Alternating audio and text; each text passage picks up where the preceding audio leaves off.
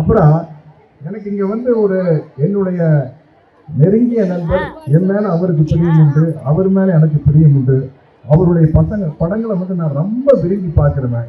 என்னுடைய அன்பு தம்பி விஜய் அவர்கள் இன்னைக்கு இப்ப கில்லி மறுபடியும் வந்தப்போ கூட நான் என் பேர பசங்களோடு உட்கார்ந்து இந்த படத்தை மறுபடியும் பார்த்து ரசித்தேன். அப்பேறப்பட்ட தம்பி, அதுல எந்த விதமான சந்தேகம் கிடையாது. ஆனா ஒருத்தரை எதுக்காக பிடிக்குது அப்படின்னு நாம தெரிஞ்சு வச்சுக்கணும். இப்ப மகாத்மா காந்தி எல்லாருக்கும் பிடிக்கும். ஏன் பிடிக்கும்?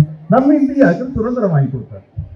தந்தை பெரியாரை ரொம்ப பிடிக்கும். ஏன் பிடிக்கும்? பகுத்தறிவு சிந்தனையை ஊட்டி வளர்த்தினாரு, பெண்கள் விடுதலைக்காக பாடுபட்டாரு, ஜாதி ஏற்றத்தாழ்வு ஒழித்து எல்லாருக்கும் கல்வி கிடைக்கணும், எல்லாத்துக்கும் வேலை வாய்ப்பு கிடைக்கணும்னு ஆசைப்பட்டாரு. அதற்காக போராடினாரு. அதற்காக தந்தை பெரியாரை பிடிக்கும். அந்த தந்தை பெரியாரின் வழிவந்த பேரறிஞர் அண்ணாவே அதே காரணத்துக்காக பிடிக்கும். டாக்டர் கலைஞர் அவர்களும் நம் சமூகத்துக்காக போராடினாருங்கிற காரணத்துக்காக பிடிக்கும். இப்பொழுது முதலமைச்சராக இருக்கும் நம்முடைய மு.க. ஸ்டாலின் அவர்கள் நமக்காக போராடுறாருங்கிற ஒரு காரணத்துக்காக அவங்களை பிடிக்கும். அதனால நமக்கு ஒரு விஷயத்துல யாரை எதுக்கு பிடிக்குமோ அவங்க அங்கேயே இருந்தா தான் நல்லது, நம்மளுக்கு நல்லது இல்லையா?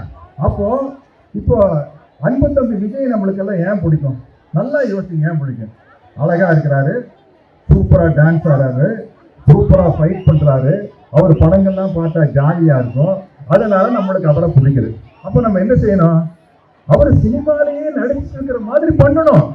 அப்பதான் நம்மளுக்கு சந்தோஷம். அவர் சினிமாலேயே நடிச்சுட்டு இருந்தாதான் இல்லைங்க. இல்ல, எனக்கு விஜய் படம் பார்க்காம தூக்கம் வராதுங்க. அவர் பாட்டுக்கு அரசியல் பண்றாருன்னு நான் என்ன பண்ணுறது?